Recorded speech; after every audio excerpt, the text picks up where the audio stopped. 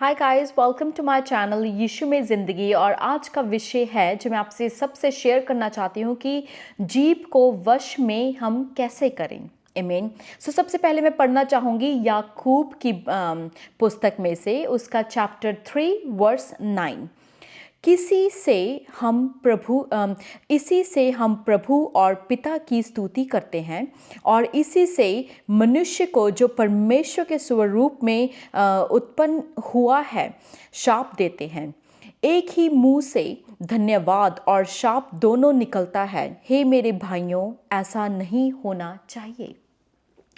यहाँ पर जो याकूब हैं वो बता रहे हैं कि किस तरह से जो एक ही हमारी ज़ुबान है, राइट, उसी एक ही ज़ुबान में से हम प्रभु को भी महिमा दे रहे हैं, राइट, और हम लोगों को भी श्राप दे रहे हैं। आगे इसमें अगर हम पढ़ें तो इसमें इस तरह से भी लिखा हुआ है, उसका 12वां वचन, चैप्टर 3 वर्स 12। हे मेरे भाइयों, क्या अंजीर के पेड़ में जैतून या दाख की लता में अंजीर लग सकते हैं? वैसे ही खारे सोते से मीठा पानी नहीं निकल सकता। परमेश्वर ने हमें अपने स्वरूप में बनाया है। अगर आप उत्पत्ति में पढ़ें, जेनेसिस में पढ़ें, उसका फर्स्ट चैप्टर, उसमें लिखा है कि परमेश्वर ने ये बोला, परमेश्वर ने कहा कि यहाँ रोशनी हो जाए और वैसा हो गया। परमेश्वर ने कहा ये समुद्र बन जाए, इस समुद्र में जितने भी जीव जंतु है वो सब आ जाएं, और वो क्या हुआ, हो गया। क्योंकि हमारे परमेश्वर जो है वो जीवन देने वाला परमेश्वर है। हालेलुया।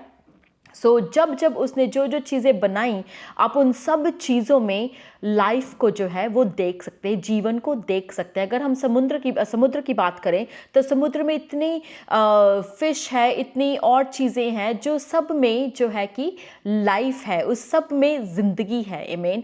अगर हम बाहर फूलों में देखो तो इनमें भी लाइफ है, इसमें भी ज़िंदगी है।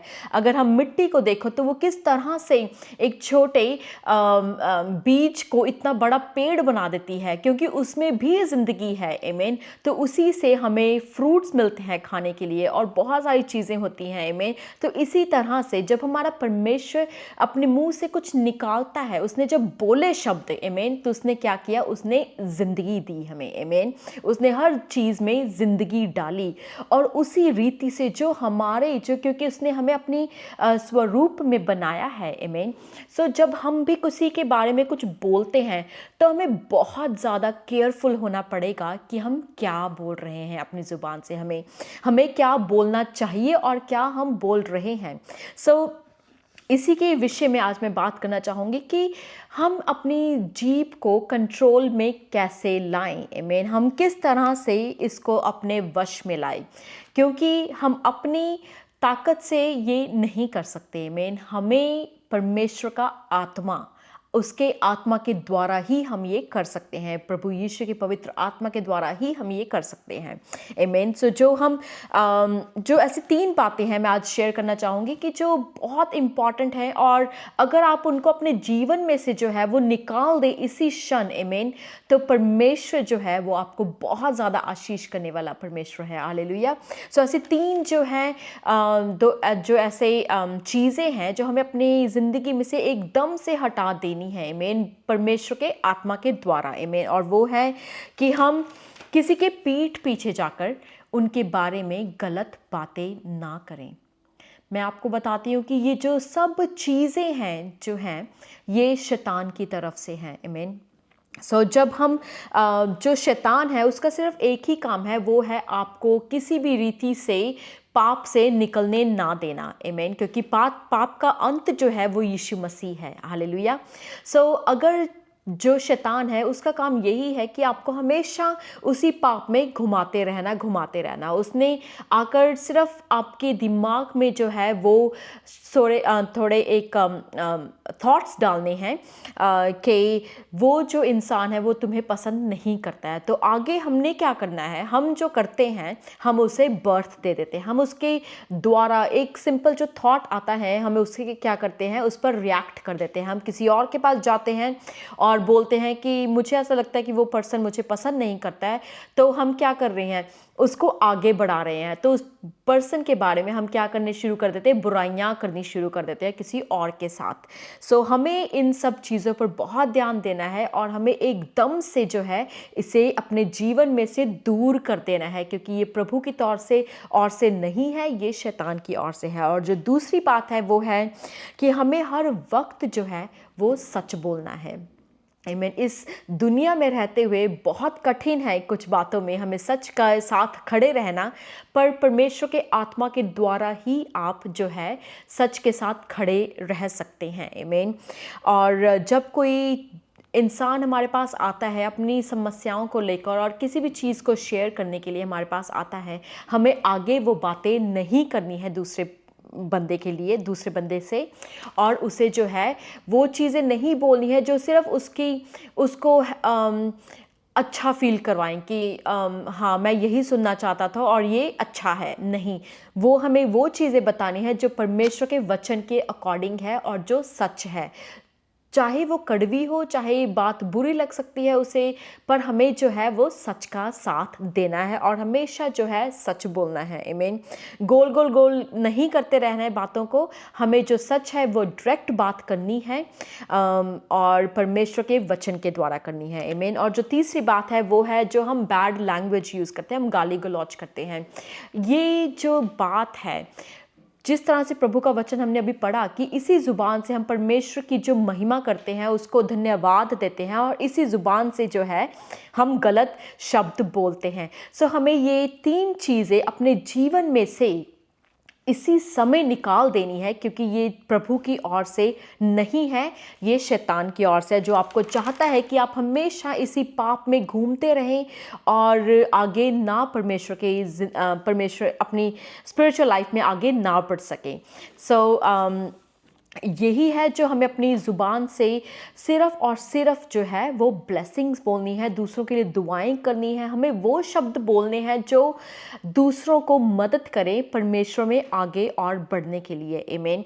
सो अगर आप देखें, इतिहास देखें और हर वो चीज़ देखें कि जो भविष्यवाणियाँ हुई वो प्रॉफिट्स के द्वारा हुई, वो भविष्य वक्ताओं के द्वारा हुई, और कैसे हुई, वो उनकी ज़ुबान से हुई, उन्होंने अपने मुंह से बोला और तब वचन में लिखा गया। आमीन।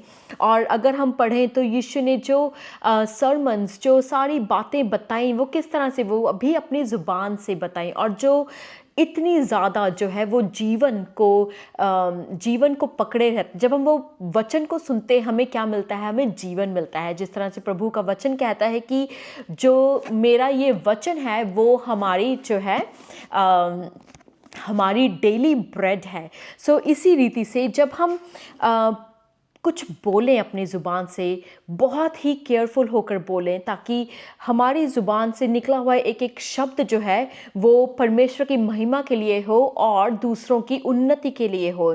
क्योंकि आपके कई शब्द जो ऐसे होते हैं वो निकलते हैं हमारे मुंह से, या हम गलत बोलते हैं लोगों के बारे में, और वो क्या करते हैं, उनको डिप्रेशन देते हैं, उनको स्ट्रेस देते हैं, उनको परमेश्वर से दूर कर देते हैं। जैसे कि अगर आप सोचें कि अगर हम कलीसिया में जा रहे हैं और हम किसी के बारे में कुछ बुरा बोल देते हैं और बाद में वो पर्सन सोचता है कि ओ ये तो चर्च आते हैं, ये तो परमेश्वर को मानते हैं, ये कैसे बोल सकते हैं ये सब चीज़ें, तो वो परमेश्वर से क्या कर दिया, आपकी वजह से, आपके शब्दों के द्वारा वो दूर हो गया परमेश्वर से। कि ऐसे लोग हैं जो जाते हैं, ऐसे लोग हैं जो प्रिटेंड करते हैं कि हम परमेश्वर के भक्त लोग हैं और दूसरों के जाके चुगली करते हैं। सो आपका जो मुंह से निकली हुई बात है, आपके जो शब्द निकलते हैं वो दूसरे की उन्नति के लिए हो, उनके विकास के लिए होने चाहिए, ना कि उन्हें परमेश्वर से दूर करने के लिए। और शैतान को ये मौका देना चाहिए आपको अपने जीवन में, ताकि वो इन सब शब्दों को आपके द्वारा इस्तेमाल कर सके और आपको भी पापी ठहरा सके। आमीन। सो हमें अपने दिल, दिमाग और अपनी ज़ुबान जो है हर वक्त, हर समय जब हम प्रार्थना में जाते हैं, हमें परमेश्वर को समर्पित करनी है। आमीन। हमें वो सरेंडर करनी है। और दूसरा है जो हमें प्रभु का वचन जो है वो हमेशा पढ़ते रहना है, क्योंकि प्रभु का वचन पढ़ने से हमें बुद्धि मिलती है। आमीन। और हमें पता चलता है कि क्या सही है और क्या गलत है। आमीन। और तीसरा जो है वो ये चीज़ के लिए कि अगर सोचिए हमने कभी कुछ किसी को गलत बोल दिया, या हम गर्मी में आकर किसी को कुछ गलत बोल दिया और फिर हम निकल चुके और फिर घर आकर हमें पता चला कि हमने उससे गलत कहा, हमें ये नहीं करना चाहिए था। तो मेरे भाई और बहनों, आप परमेश्वर के वचन को फॉलो कीजिए और उस बंदे से जाकर, उस पर्सन से जाकर माफ़ी मांगिए और उससे रिकंसाइल कीजिए, क्योंकि ऐसा परमेश्वर का वचन कहता है। आमीन।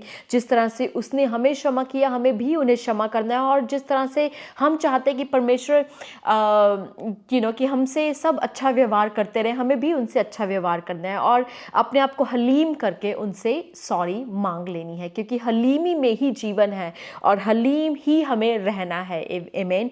क्योंकि मैं आपको बताना चाहूँगी कि शरीर और ज़ुबान बहुत चीज़ें बोलती हैं कि आपको गलत बोल दो, आप ये बोल दो, आप वो बोल दो, आपकी दिल की तसल्ली के लिए कि हाँ, now you feel better, you feel happy कि उसने मुझे सुनाया और मैंने भी उसको सुना दिया। आमीन।